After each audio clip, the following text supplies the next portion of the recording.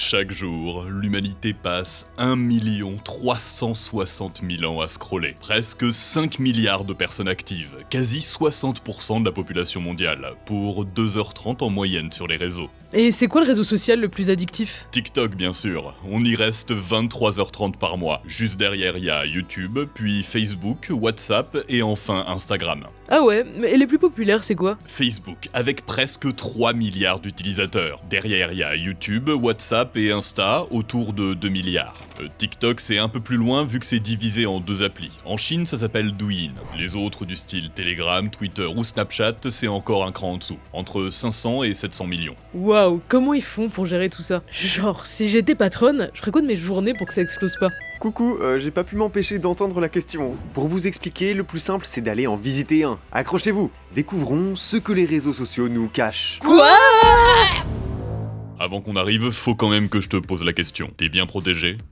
Comment ça? Regarde autour de toi. Internet, c'est un monde dangereux. Il y a des espions partout qui épient tes moindres mouvements. Des requins qui en veulent à ton porte-monnaie. T'inquiète pas, j'ai pensé à tout. Notre voyage est sponsorisé par CyberGhost VPN. Plus de 38 millions d'utilisateurs et une excellente note sur Trustpilot. C'est les leaders mondiaux de la cybersécurité. IP intraçable, données chiffrées, réseau 100% sécurisé, même sur les Wi-Fi publics. Et pour les requins? C'est hyper facile, on change notre localisation pour contourner les géorestrictions et ils peuvent plus abuser de nous. Fini l'hôtel ou l'avion qui coûte une fortune parce qu'on est des touristes. On profite du tarif local avantageux. Change ta localisation et contourne les restrictions géographiques pour voir les films qui te plaisent où tu veux. C'est 40% de contenu supplémentaire en français en exploitant au maximum les catalogues Disney+, Netflix, Prime Video et plus de 40 autres. C'est super simple, pour aller voir gratuitement les courses automobiles sur la télé belge, tu choisis ton pays, tu lances, 3 clics et c'est bon. Aucune raison d'hésiter. Surtout qu'ils font une giga promo. Moins 83% et 4 mois gratuits. Ça veut dire protéger jusqu'à 7 appareils à la fois pour seulement 2€ par mois. Satisfait ou remboursé sous 45 jours. Y a de quoi faire profiter la famille et les amis. Le lien est en description.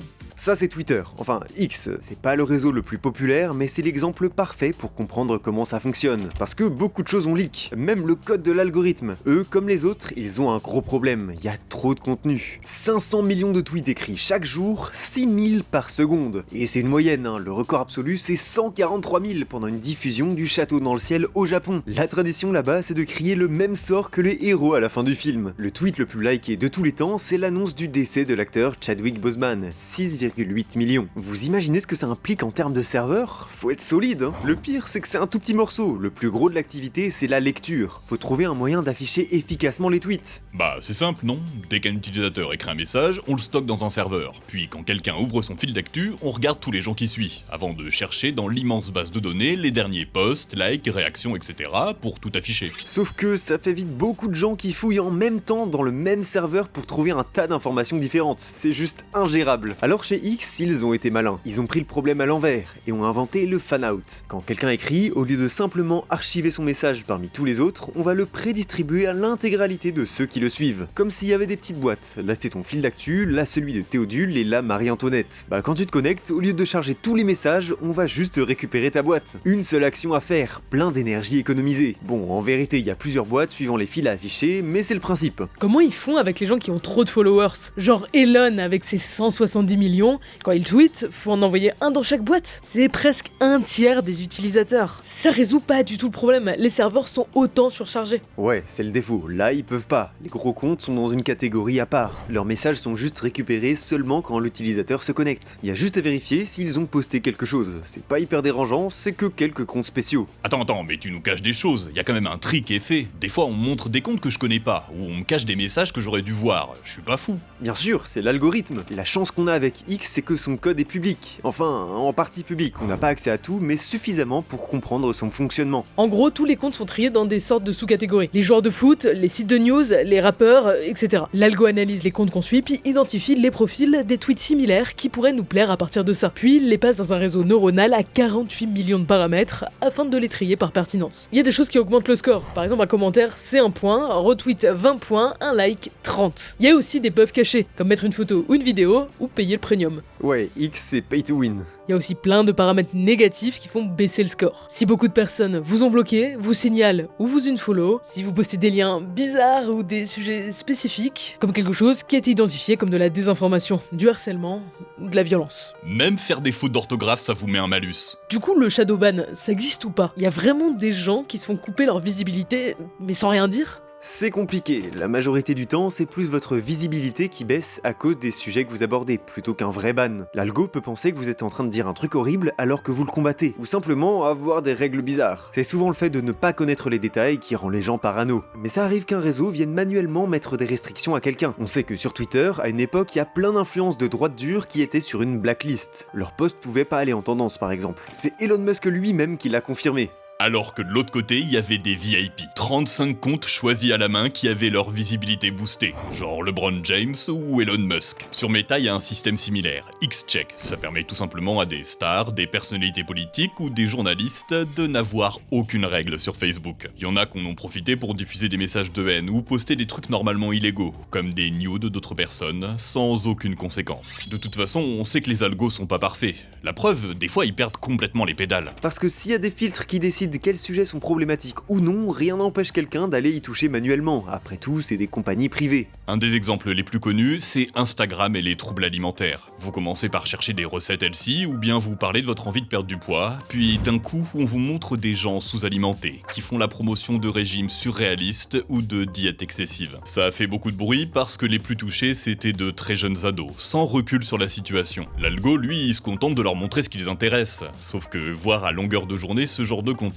ça finit par le banaliser, puis mettre en danger des vies. Le pire, c'est qu'Insta le sait très bien. Ils ont des chercheurs en interne qui ont conclu que le réseau pouvait être toxique, surtout pour les jeunes femmes. Ou les mecs un peu seuls qui se retrouvent devant du contenu misogyne. Les gens engagés politiquement qui voient plus que des opinions qui vont dans leur sens en s'extrémisant toujours plus. Et c'est mathématique, les sujets clivants, ça fait cliquer. Les gens sont curieux, ils en parlent, défendent leurs idées, et pour l'engagement, c'est trop bien. Y a pas mieux pour vous garder accroché. L'autre bon exemple, c'est les emojis de Facebook. Quand ils les ont introduits en réaction sous les posts, l'algo considérait que c'était un des facteurs les plus importants pour recommander aux utilisateurs. 5 fois plus qu'un like. Problème, parmi les emojis, il y avait celui-là, le fâché. Alors, qu'est-ce qui se passait quand quelqu'un postait un truc faux, un mensonge ou quelque chose d'horrible? Il recevait plein de réactions et il était recommandé. Ça va simplifier la désinformation sur la plateforme en faisant la promotion de fake news ou de clickbait. Et ça, malgré le fait que leurs analystes en avaient conscience. Ils vont mettre 3 ans à régler le problème. En fait, ils sont au courant de tous les problèmes, mais ils font rien. Ah, c'est plus compliqué que ça. Je reprends l'exemple de Facebook parce que pas mal de documents ont leaké. En 2018, 40% du contenu de la plateforme était du plagiat ou du réupload. Les chercheurs considèrent même que c'est une technique efficace pour monter en popularité. Puis ils vont pas bannir 40% de ce qui est publié. Bonjour la perte de revenus. Dans le même genre, t'as son utilisation problématique. Le cas des violences religieuses en Inde, où des gens se regroupent sur des pages pour propager de la haine, des trafiquants d'êtres humains d'Europe de l'Est qui attirent des femmes en message privé, ou des groupes armés éthiopiens qui incitent à la violence. Ils sont peut-être hyper ouverts sur la liberté d'expression. Non, rien à voir. Ils ont longtemps discuté en interne d'une solution, mais à chaque fois c'était rejeté parce que ça entravait la croissance de la plateforme. À la place, ils prennent des décisions au cas par cas, genre quand il y a eu l'invasion du Capitole par les fans de Trump, ils ont supprimé des groupes d'extrême droite. C'est en partie pour ça qu'encore aujourd'hui, ce sont des humains qui sont en bout de chaîne pour modérer le contenu. 40 000 sur TikTok, 15 000 sur Facebook, ils doivent se taper des quantités aberrantes de contenu à toute vitesse. D'ailleurs, en 2020, Zuckerberg avait reconnu que les modérateurs faisaient en moyenne 300 000 erreurs de jugement par jour. Une fois sur 10. Tu veux dire qu'il y a peut-être des gens qui ont jugé des trucs que j'ai postés? Oui, bien sûr. Le gouvernement nous espionne! Quoi? Non! Enfin, s'il y a une enquête sur toi, ils peuvent faire une demande pour avoir accès à tes données. Par exemple, Google, ils archivent toutes les demandes gouvernementales. En France, sur la première moitié de 2023, ils ont reçu 6368 demandes d'infos, ils en ont accepté 83%. Mais là, ça paraît logique. Ils peuvent aussi faire des demandes pour supprimer des contenus spécifiques. En tout cas, dans l'algo de Twitter, il y a une ligne de code pour ça. C'est vrai que sur les réseaux, les gens partagent toute leur vie, parfois sans se poser de questions. Combine ça avec les algos qui peuvent ensevelir sous les contenus problématiques, pas étonnant que ça rende les gens tristes. Non, je peux pas te laisser dire ça, t'abuses. Les réseaux sociaux, ça peut être positif. Des études l'ont démontré, si on les utilise uniquement pour faciliter les relations sociales authentiques avec les autres, sans passer sa vie dessus, ben ça nous fait du bien. Sauf que ça nous est tous déjà arrivé de scroller pendant des heures sans savoir pourquoi. Vous avez peut-être même l'habitude de checker votre téléphone dès que vous vous ennuyez un peu. C'est parce qu'en fait, quasiment personne n'utilise bien les réseaux sociaux. Prenez Facebook, de très loin le plus populaire. Il y a des documents internes qui ont fuité, on estime qu'un utilisateur sur 8 en a un usage compulsif qui impacte négativement sa vie. Ouais, ok, les interactions sociales positives, ça nous fait du bien chimiquement. D'ailleurs, quand vous êtes en manque, on compare parfois les effets négatifs à la cigarette. Il y a un lien direct entre longévité et qualité des relations. Les êtres humains, on est carrément designés pour ça. Par exemple, dans une conversation normale, on passe 30 à 40% de notre temps à parler de soi et de ses expériences. Bah, ça libère de la dopamine, la molécule de la récompense. L'humain a eu besoin de se sociabiliser pour évoluer. Sur les réseaux, les gens deviennent pas narcissiques, ils ont juste la possibilité de faire quelque chose d'agréable. Pareil quand on like vos photos, quand vous parlez à des amis, de la famille, ou même quand vous développez des relations parasociales. Le fait de se sentir proche de quelqu'un qui vous connaît pas, genre un créateur de contenu. Évidemment, quand ça tourne à l'obsession, c'est catastrophique. Mais sur le papier, ça a plein de côtés positifs, comme favoriser votre développement personnel. Ok, c'est quoi la douille du coup? Je te jure, j'ai jamais entendu quelqu'un en parler avec autant d'enthousiasme, c'est louche. La douille, c'est le temps. Les réseaux sociaux ont presque tous le même modèle économique, la pub. Donc c'est important qu'on passe le plus de temps possible sur l'appli, pour en regarder bien sûr, mais aussi parce que l'activité entraîne l'activité. Plus il y a de monde, plus il y a d'interactions. Kitmoon, tu peux nous faire une simulation? Bien sûr, le mieux c'est de le comparer avec un casino. Vous êtes devant une machine à sous, vous lancez une partie, les roues tournent, puis vous perdez ou vous gagnez. Si vous gagnez, vous recevez un shot de dopamine. Les humains sont pas si différents des souris de labo. Quand ils ont trouvé une source de dopamine, ils ont envie d'en abuser. Le truc c'est que les casinos, ils sont malins, ils ont optimisé le système. Ne pas savoir quand on va recevoir sa récompense, ça renforce l'effet parce qu'on la cherche activement. Vous relancez continuellement la machine en enchaînant des déceptions et des petites victoires. Vous attendez le jackpot, la grosse dose. Figurez-vous que les réseaux sociaux, c'est exactement pareil. Remplacez juste les symboles par des posts, des photos ou des vidéos, et le manche de la machine par le fait de scroller. Vous restez seulement une demi-seconde sur les TikTok en attendant d'en trouver un bien. Vous passez devant les centaines de vidéos YouTube de vos abonnements sans savoir laquelle regarder. Vous cherchez le jackpot. Pour ça, ils ont besoin de constamment nous stimuler, et il y a plein de techniques. Ils peuvent jouer avec nos attentes, comme Instagram qui faisait exprès de faire apparaître les likes par groupe plutôt que un par un. Comme ça, vous vivez d'abord une phase d'attente, puis vous êtes hyper content de voir le score monter. Puis évidemment, les algorithmes. Ils collectent nos données pour connaître nos habitudes, savoir ce qu'on aime, les heures auxquelles on se connecte, les trucs qui font qu'on reste ou qu'on part de l'appli. Et perso, sur Insta, dès que je vois des cartes Pokémon, je reste en moyenne 10% de plus. Ils ont aucun intérêt à ne pas m'en montrer. Puis forcément, il y a le truc qui a fait beaucoup parler. Ils les utilisent aussi pour faire des publicités ciblées, ou partagent des bases de données à des partenaires commerciaux pour leur simplifier la vie. Tout ça, ça vous habitue à checker régulièrement vos réseaux, dès que vous vous ennuyez un peu. On vous pousse à continuer de scroller. Et d'ailleurs, en parlant de ça, on sait combien on rapporte au réseau en pub. Ça dépend beaucoup du pays. Souvent, c'est aux USA que les chiffres sont les plus élevés. Sur Facebook, en moyenne, un internaute rapporte 4,40$ par mois à la boîte. Mais chez l'oncle Sam, ils sont presque à 23$. Ok, mais moi j'ai besoin d'avoir une réponse à la question importante. C'est quoi les effets négatifs des réseaux sociaux sur les utilisateurs? Est-ce qu'on peut avoir l'ensemble des études sur le sujet? D'abord, de nombreuses études et revues systématiques ont montré une corrélation entre le temps passé sur les réseaux sociaux et une mauvaise santé mentale. Problèmes d'anxiété, de dépression, manque de sommeil, mauvaise alimentation, addiction, sédentarité, mais aussi cyberharcèlement ou mauvaise opinion de soi. Entre 40 et 60% des gens ont déjà été victimes de violences en ligne, mais on n'a même pas besoin des autres pour se sentir mal. Ceux qui prennent et postent des selfies se sentiraient plus anxieux, moins confiants et moins attirants que les autres. On parle parfois même de selfie effect. Après, il y a peut-être des personnes qui souffrent puis se réfugient sur les réseaux. N'empêche que dans l'écrasante majorité des cas, quand on y passe du temps, on va mal. Je vois aussi l'étude qui a suivi des ados et leurs usages pendant plus de 3 ans. Ils ont démontré avec des scans cérébraux que ceux qui utilisaient beaucoup les réseaux étaient bien plus sensibles aux interactions sociales. Ils disent pas que c'est bien ou mal, être sensible c'est pas forcément négatif, mais ça laisse penser que les utiliser change la manière dont notre cerveau se développe. Ça me fait penser au syndrome de la vibration fantôme. Tu sais quand t'as l'impression de sentir ton téléphone vibrer là, et puis tu regardes,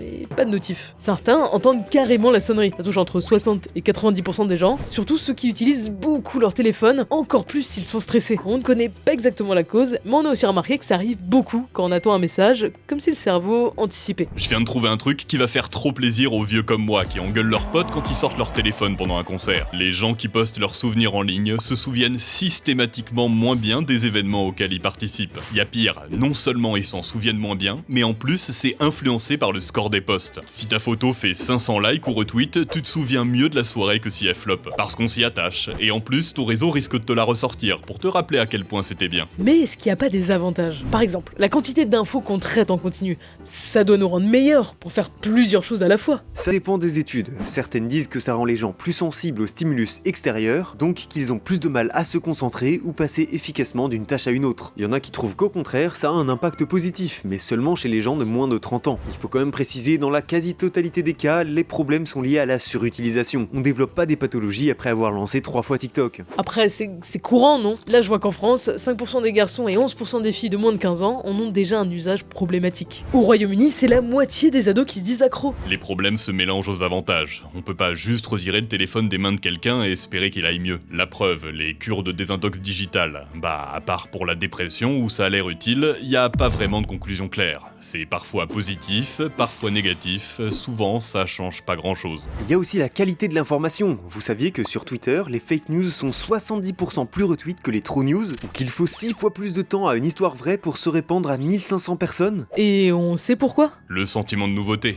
C'est bête, mais un mensonge, ça nous surprend plus qu'une vérité tristement banale. On risque plus de surréagir, d'avoir peur, d'être intrigué, on a l'impression d'apprendre quelque chose. Puis les gens ont souvent la flemme de vérifier si c'est vrai. La plupart du temps, on voit juste le titre d'un article sans en connaître le contenu et ça suffit à décider si on le trouve crédible ou pas. Il y a aussi les biais de confirmation, qui sont hyper présents sur internet. C'est le fait de chercher, partager ou surinterpréter des infos qui valident ce que vous pensez déjà, tout en ignorant les opinions contraires. Par exemple, si vous trouvez que les chats c'est nul, vous avez plus de chances de partager un article qui dit « La preuve que les chats détestent leur maître » plutôt que « Les chats sont des amis fidèles ». Ça va même plus loin. On sait que plus on voit une info, plus on la trouve crédible, peu importe ce qu'elle raconte. La 10e fois qu'on voit passer « Madagascar a été englouti sous les océans », la news nous paraît plus familière et donc plus crédible. C'est ça qu'on appelle les bulles de filtre. Pas étonnant que ça facilite les théories du complot. Ça, les propagandistes l'ont bien compris, surtout pendant les élections. C'est pour ça que les gouvernements se battent autant contre les fake news. C'est devenu une guerre entre nations. La Russie sont les champions. Vous avez l'impression que le monde est envahi de woke radicaux ou de vieux réacs? On a découvert que le gouvernement russe sous-traitait des gens pour tenir de faux profils pendant les élections présidentielles de 2016 aux USA. Leur objectif? Provoquer des tensions sociales. En abordant des sujets hyper polémiques, en se faisant passer pour des supporters ou des haters de Trump,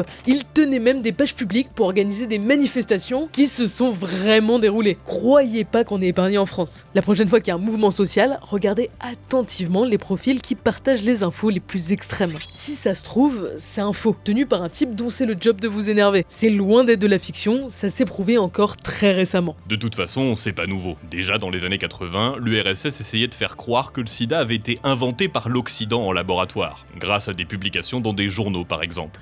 Ça a eu son effet. En 92, 15% des Américains pensaient que le virus avait été inventé par l'homme. Car tous les combats idéologiques que vous menez, en ligne, ils peuvent devenir des outils de propagande. Entre la gourmandise des algorithmes et la manipulation d'États étrangers, Internet ça ressemble pas du tout au vrai monde. Les gens de votre entourage ont souvent des opinions bien moins radicales et tranchées. Encore merci à CyberGhost VPN pour avoir soutenu notre voyage. Protégez-vous et faites des économies en contournant les géorestrictions pour seulement 2€ par mois. Accédez à des contenus exclusifs et soyez totalement incognito en ligne. C'est satisfait ou remboursé sous 45 jours, donc pourquoi pas au moins essayer. Le lien est en description. Les amis, je crois qu'il est temps de rentrer, j'ai plus de batterie. Et du coup, quoi? On peut rien y faire, ça nous fait du mal, on les contrôle pas, ils nous manipulent. Je vais quand même pas arrêter d'envoyer des messages à ma famille. Je crois que la réalité, elle est surtout un peu triste. Les réseaux sociaux, c'est ni l'horreur absolue qu'on voit dans les médias, ni l'Eldorado que nous promettent les entreprises. Le problème, c'est surtout que c'est nouveau et qu'on n'a pas encore appris à les utiliser. Quand on lance l'appli, faut juste pas oublier pourquoi on le fait. Je me demande ce que les gens en pensent et quelles expériences ils en ont. Et toi là? La rubrique commentaires, c'est un réseau social. J'aimerais bien savoir ce que t'en penses. Et qui sait, peut-être qu'un jour, on n'aura plus de haters, tout le monde sera heureux, tout le monde sera gentil. Il y aura même pas de bottes de cul. Non, ça serait trop beau. Peut-être qu'un jour ça arrivera.